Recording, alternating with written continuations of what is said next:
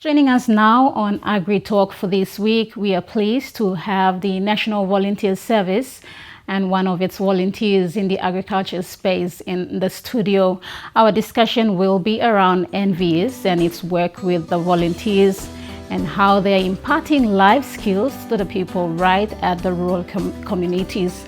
Let's now join Claudia Kaluwin from the National Volunteer Service and Samson Gaire, a volunteer from Rigo District in the Central Province.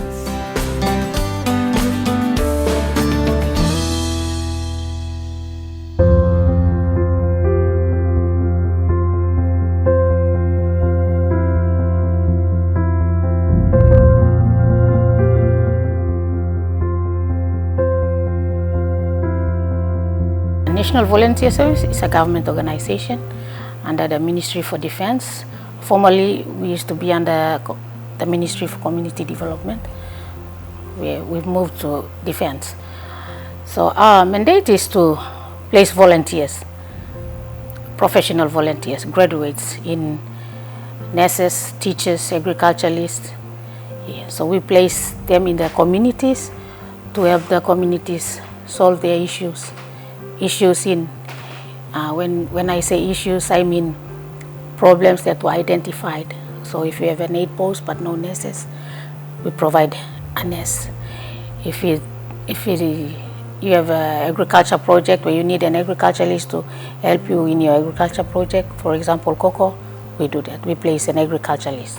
So our mandate is to place volunteers in the organization, mostly in the very rural settings in the country.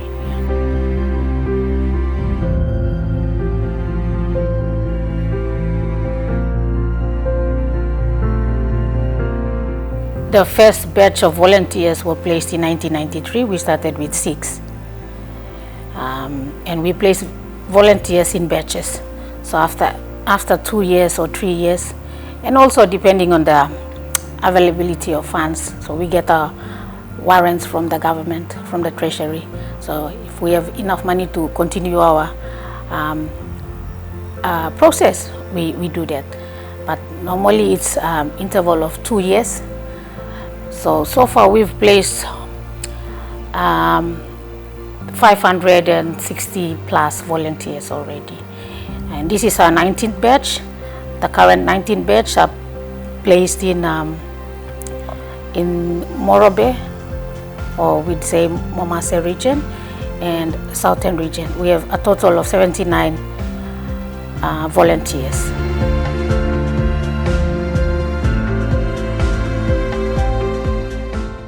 Not go out and look for places to place our volunteers. Our partner organizations, the community out in the ward, in the LLG district, request for us. We have application form, and likewise we have a volunteer expression of interest. So if you're a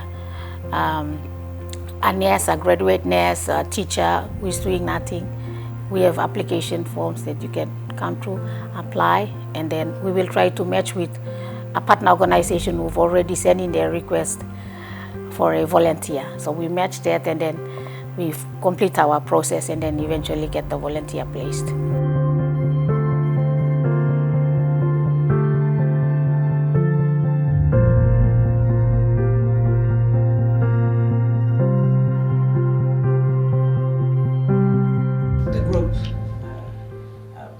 Man-boy ministry in the church.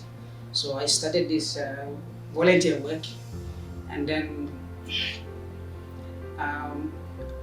one of the chairmen from Scapa Second, when we went for a synod, one of the church program, one of the highest council that always happens every year. So when I did my presentation regarding how agriculture can address social concern, that is when that chairman identified me, and then I said, "Son, I have to bring you to Kapari. So we have a cocoa project there.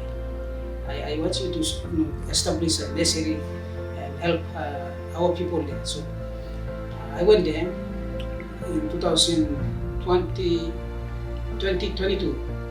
So when I went there, I didn't realize that there was a group, there was an association formed called Corporate Development Association, where our current Vice Chancellor, Dr. Renagi, was part of that association. So I joined that group, and then he's known to National Volunteer Service in Morobe. So they, the National Volunteer Service, they already engaged some volunteers, skilled volunteers working. So yes, seeing the impact in various sectors. So since I was being part of them, that's where I was introduced to National Volunteer Service. That is where I came to know National Volunteer Service, what it does, how it helps the skilled volunteers, especially those educated and unemployed youths. So that was when I was introduced, and then they asked me to go through a training, and I went through a pre-orientation service program where I have, they trained me how to work as a volunteer, my responsibility as the volunteer at the community level.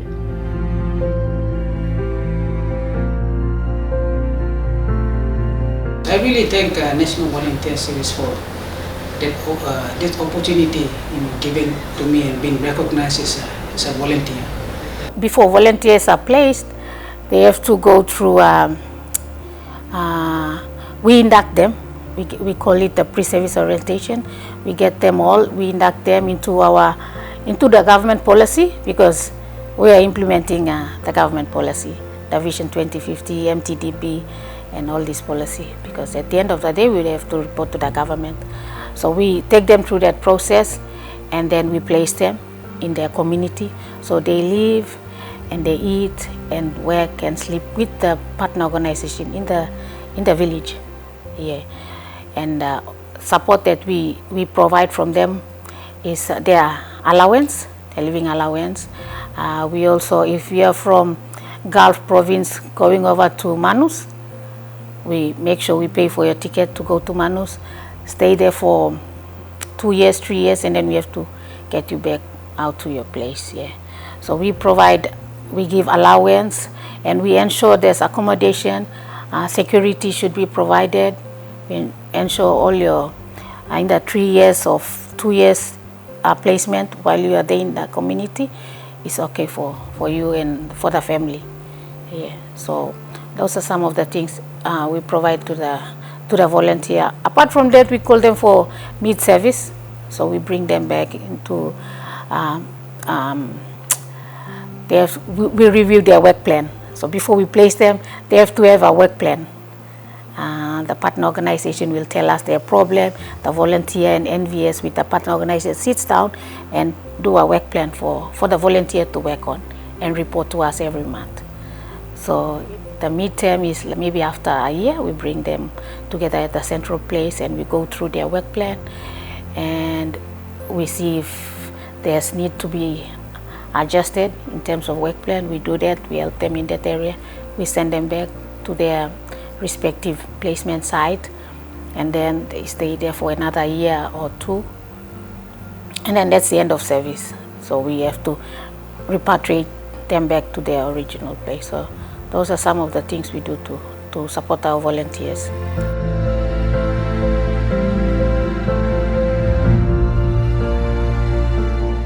I started this project within my family circle, because I knew that if I engage the whole community, then people have their own there might be a conflict of interest.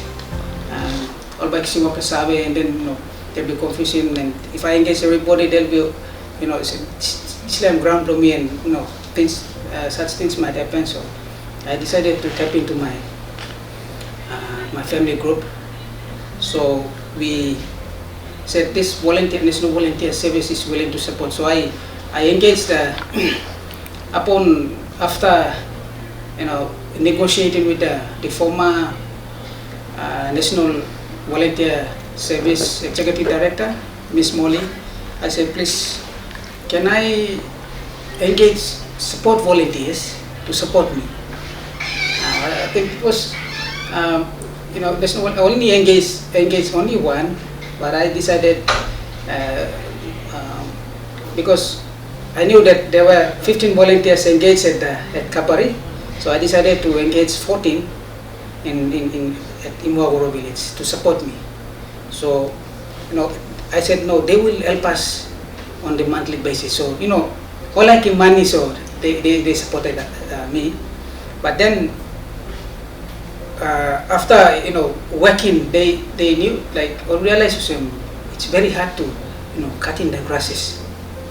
So we started by first of all doing land clearing and preparation. We had to cut down all the grasses, and I promised them that we were going to establish a 10,000 capacity cocoa nursery, which they have no idea about. And these people don't know what cocoa looks like. They don't have any idea cocoa by making 1M something. They've been just hearing stories that on newspaper, on television, that the benefit of cocoa, the price. Last year the price really went up, and we should plant cocoa, but who is going to introduce that cocoa? Who was going to train them how to plant cocoa? So I said, I think it's me will help you. So we set up a 10,000 capacity nursery, and then I marked out head blocks, cocoa blocks, within a piece of land. So I said, we are going to work as a group. So I divided each family group to each piece of block that was marked. Said, one family, you concentrate on this particular one block, the other one, so they were 8 blocks. And then we constructed 10,000 capacity nursery. Without them knowing what was going to happen after establishing. So I had to connect with Frontier Agri, because they work in partnership with the cocoa board to access me with seeds. So the Frontier Agri, through John Kasman, who is the managing director, he helped me out with the 10,000 seeds. He bought 10,000 seeds from Rabao, that's it, in Tavilo, with polybags.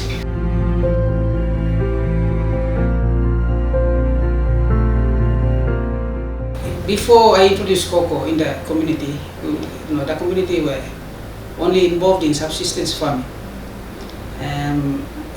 The income they were receiving were just too, below, and it wasn't enough for them to, cater for their needs. So I've been looking at the issue, the problem in the community. The henning was very low, and we only look up at the people working at the working high-class people. So whatever produce we have from our sweat, we normally take them to to those workers in Mosby, to in a way of exchange, and we give them banana. They so growing up in that such a community like that, I have seen that I should change the trend. So because subsistence farming is for only consumption only, whatever surplus is for, but it's not enough. Looking at the now so increasing in the prices, I said, if they continue to planting banana and going into subsistence farming, I don't think it will help my community. So as an agriculturalist, been known to planting cocoa, and I went through a lot of hands-on experience on cocoa. I said, because cocoa has been it's always planted the New Guinea Islands, where I completed my study, especially in Rabal. So I saw people earning a lot of money from selling cocoa, and I've seen progress in their community, and they have everything. But for us, we have only bananas and food crops, which cannot sustain all our needs.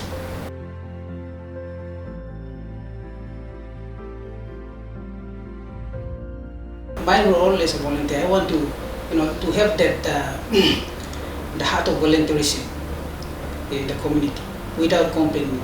So, after all the hardship and the challenges, overcoming and everything, I want them to see, see the real life.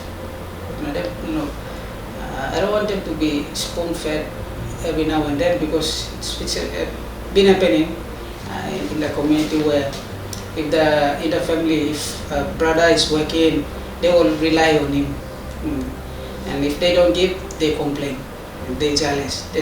So I want, they are men enough. Everybody, God created them to, to work, and out of their sweat they gain. So my role as a volunteer, I want to impart that, the spirit of volunteerism in them, so that they have that courage to, work and see, so that generation down the line, they know that, you have to work, because life is very hard now. If you just sit down, who's going to come and feed you?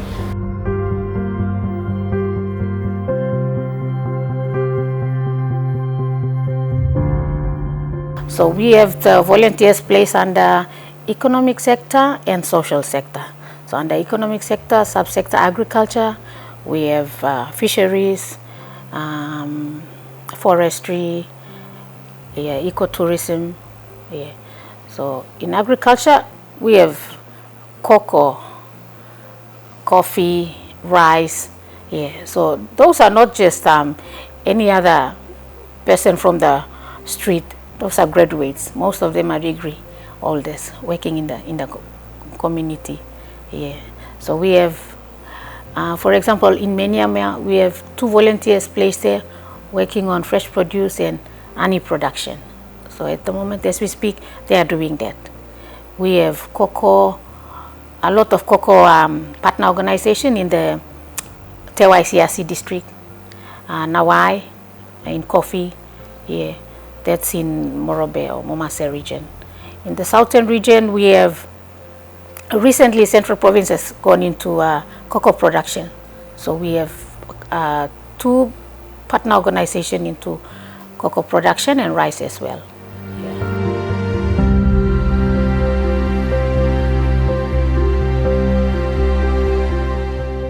We are located in Enchi House at Ola. We've moved to that new location.